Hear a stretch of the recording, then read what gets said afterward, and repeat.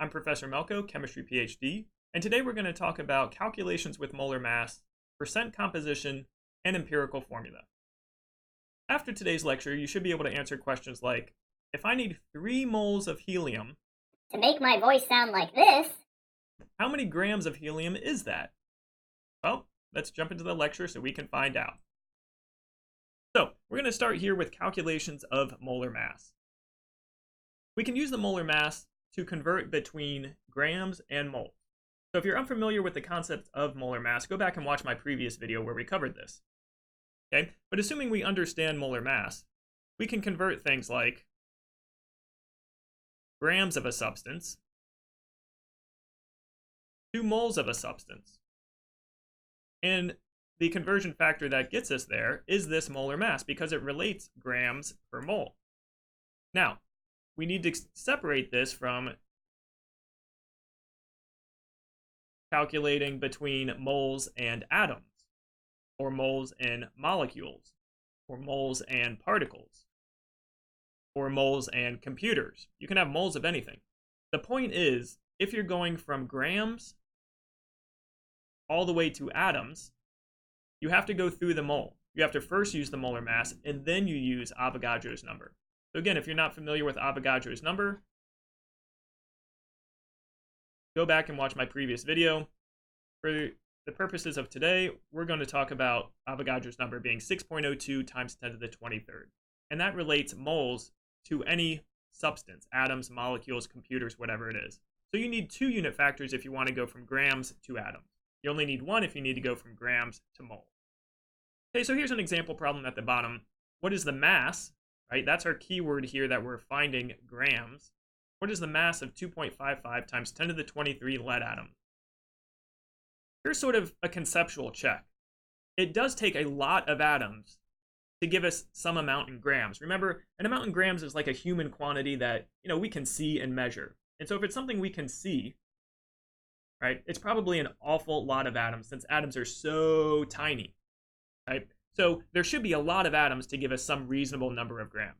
So here, this is the way we do the calculations. First, we write down how many atoms do we have. That's given in the problem. We use Avogadro's number first because now we're going from atoms through moles to grams. So the first conversion factor we need is Avogadro's number. And Avogadro's number says there's always that many things in 1 mole, right? So Avogadro's number goes on the bottom. Why? Because atoms has to cancel. And this Avogadro's number is always going to be accompanying the unit atoms or molecules or computers, whatever the thing is you want to measure. And it's always per 1 mole. Now that we have the unit of mole, then we can use the molar mass in grams per mole. Mole goes on the bottom, so it cancels here, and leaves us with the unit grams. So a question like this, we should get something like 87.8 grams of lead. So let's try some practice problems. Feel free to pause the video here and try it yourself before continuing on to watch and see me solve it. What is the mass in grams of this many atoms? So just like the previous approach, I'm going to write down this number of atoms. Here it's neon. And I know ultimately I want to find out the grams of neon. So I'm just going to write that on the right side. And now I know I have to go through the mole. When I'm relating mass in grams to a number of atoms or molecules, I have to go through the mole. So I know I'm going to need to use 2 unit factors here. The first takes me through the mole.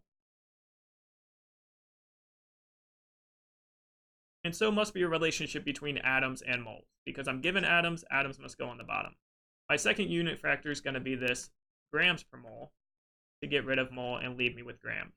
So now that I've set up the units, I can write the numbers that go along with the units. Avogadro's number is always 6.02 times 10 to the 23rd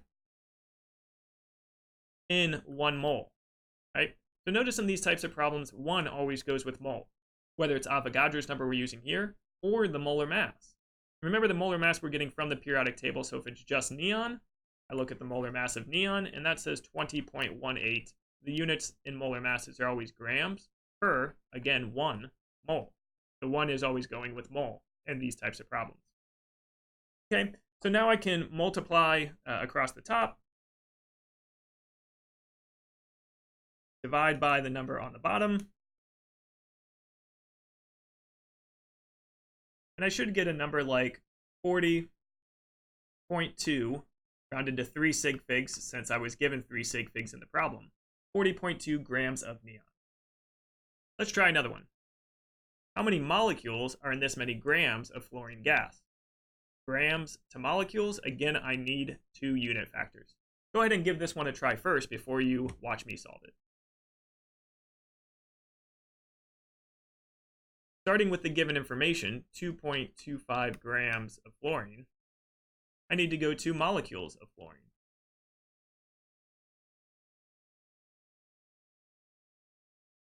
Now, most students will do this wrong the first time, right? Because they see fluorine gas and they assume that the formula is just F, the molar mass I'm going to use is just 19. But fluorine is one of these special diatomics, right? It always exists as F2. Okay, so the fluorine gas here is really F2, and that's going to affect my molar mass. I'm still going to need 2 unit factors. And let's see what the units have to be. I need to get rid of grams, so grams must go down here. And the unit factor I need is the molar mass, grams per mole. And I know it's always going to be per 1 mole. Next, I'm going to need something that gets from moles to molecules. And I know that's Avogadro's number per 1 mole. Okay, so I can write Avogadro's number here. I need the grams per mole, so I need the molar mass of fluorine. I come and see that the atomic weight of a fluorine atom is 19. So if it's fluorine 2, which is what I need here, it's twice that. So this should be 38.00 grams per mole. And now everything is set up. I take 2.25 divided by 38. I multiply that by Avogadro's number. And I should get something like 3.56 times 10 to the 22nd molecules of fluorine. As a conceptual check here, this makes sense. Why? Because 2.25 grams is some amount I can weigh out and see as a human. I know that means there's an awful lot of molecules in there, right? So this should be a very big number, and it is 3.56 times 10 to the 22. Okay, if you get a number that's like 3.56 times 10 to the negative 22, that's a really tiny number. That is less than 1 molecule. There's no way less than 1 molecule weighs this many grams. So make sure you're getting a really large number of molecules at the end, assuming the grams that you're working with is some reasonable amount. Okay, so that's the types of calculations that go from grams to molecules or from atoms to grams. 2 unit factors, Avogadro's number, and a molar mass. Just make sure you're writing down your units. Now, another concept we have to cover here is percent composition. Okay? Often this is going to be mass percent. And the mass percent is really the grams of a certain element divided by the grams in the whole compound. Okay? And this is something chemists use that really identify a type of compound. Okay? For water, the percent hydrogen is always 11%, right? And 89% oxygen. Okay? All water contains this percentage by mass. It's one of the things that makes water water, right? The formula is H2O. It looks like this, right? But the amount of hydrogen in it, even though there's 2 of them for every 1 oxygen, right? It's mostly oxygen by mass, right? Because oxygen is so much heavier. So this is the formula we use for calculating percent composition, right? Most of us are familiar and comfortable with percents. In a mass percent, it's the mass of component 1 divided by the mass of all this stuff. Okay, and so that's what's shown here. The percent composition of element A is the number of atoms of A times the molar mass of A, divided by the molar mass of the whole compound, and then times 100 since it's a percentage. Okay, keep in mind that the percent compositions of all the elements in a compound should add up to 100%. So let's look at this for water and do it out to more sig figs than was shown on the previous slides. So for water, we can calculate the whole molar mass. We're going to need that compound molar mass to go in the bottom of this formula. In the top, we need the number of atoms. Here, we're looking at the percent composition of hydrogen. So the number of atoms of hydrogen times the molar mass of hydrogen divided by the molar mass of the whole compound.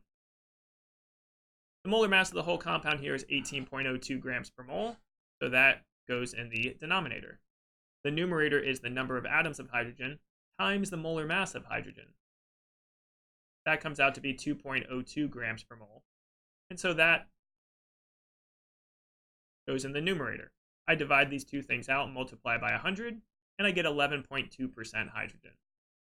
The percent of composition of oxygen, on the other hand, well, I can do this two ways. I can actually go through the full formula. There's 1 oxygen in water times its atomic mass, 16.00 grams per mole, divided by the total molar mass, 18.02 grams per mole, all times 100, and that should give me about 88.8%. Or I can just realize here that if hydrogen is 11.2, then oxygen must be 100 minus 11.2, because the two things have to add up to 100. So either way, it should be an answer of 88.8%, right? Rounding to 3 sig figs for this particular problem. So let's see this in action in something a little bit more complicated. Again, feel free to pause the video here and try this one yourself before I work it out. What is the percent composition of oxygen in TNT? So I know I'm going to need the number of oxygens times the mass of oxygen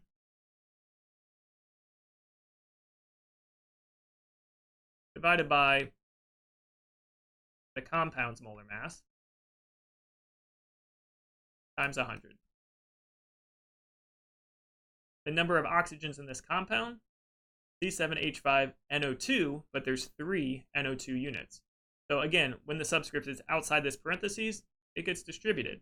So there's really 6 oxygens here. 3 times 2 is 6.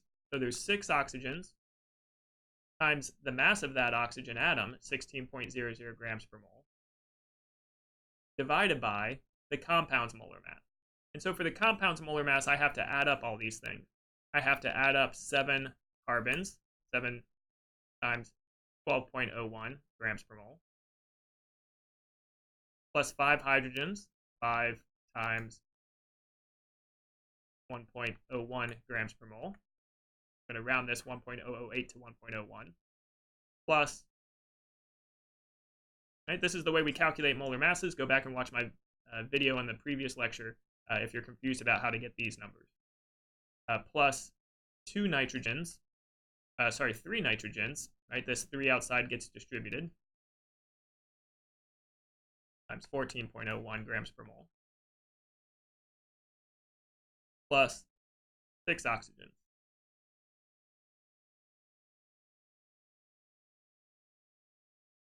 Multiplying all these together,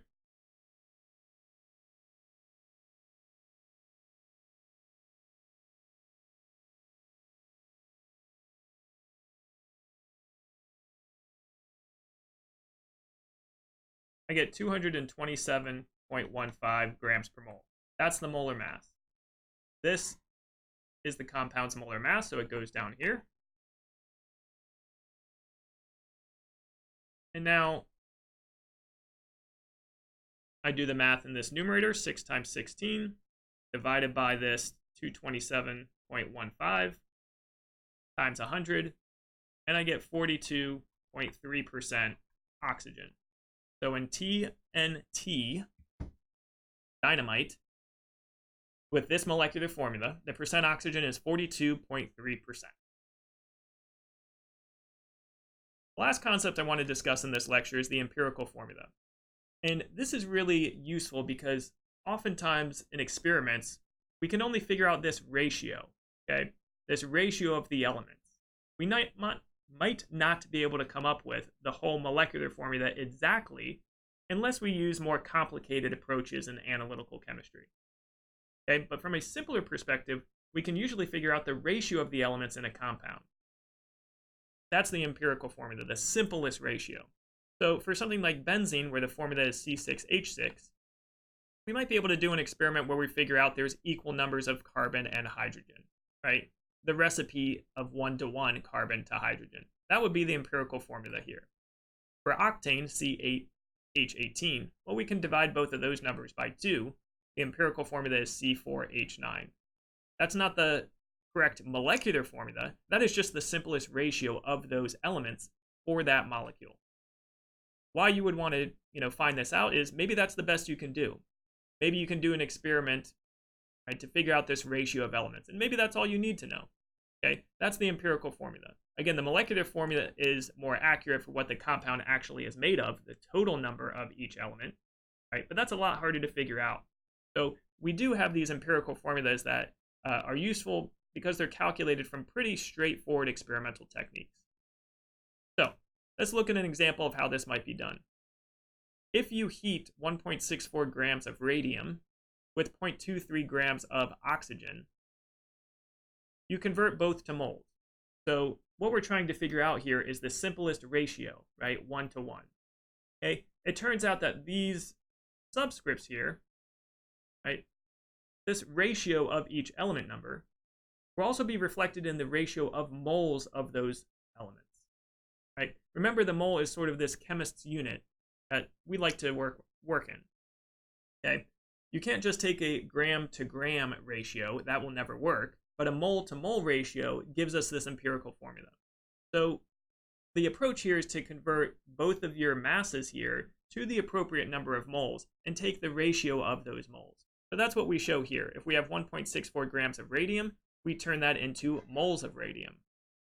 How? Using the molar mass, of course. If we have this many moles of O2, or this many grams of O2 gas, we turn that into moles of O2 gas. Should be a 2, a 2, a 2, and a 2. Sorry about that. To give us this many moles of O2. This is a molar ratio now that is 1 to 1.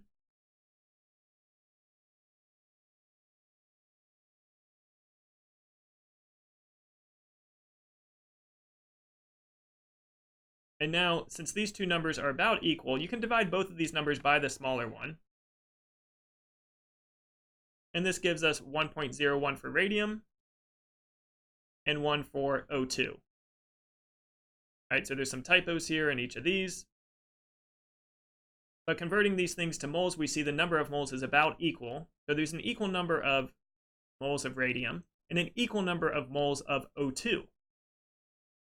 Okay, this 1-to-1 ratio of radium to O2, radium compared to O2 gas, means that the total molecular formula, or the total empirical formula, I should say, is this radium O2. A little bit confusing here because I left out the subscripts accidentally, but each of these things should be oxygen 2, right? The molar mass of oxygen 2 is 32 grams per mole. I convert this to the moles of O2, and then I look at this ratio and say, this is basically 1 to 1. Okay? If this came out something higher, right? If this came out to be 0.01452 moles, if the math worked out like that, there would be twice as much of this O2 as radium. And so there would be twice as much O2 as radium. Okay, but the math didn't work out that way. The math worked out like this, where it's a 1-to-1 ratio of these two components, 1 radium to 1 O2. And so the molecular formula here can't be figured out necessarily, but the empirical formula, this simple ratio, should be RaO2. That'll do it for this lecture on empirical formula, percent composition, and calculations using molar mass. If you need to brush up on molar mass, Avogadro's number, right, converting moles to atoms, things like that, go back and watch my previous lecture. Okay. Otherwise, you can find more videos on this channel. If you like this video, feel free to like and subscribe to my channel on YouTube, or catch me over on Twitch, where I do weekly office hours every week answering whatever chemistry questions you might have. That'll do it for today. I'll see you next time.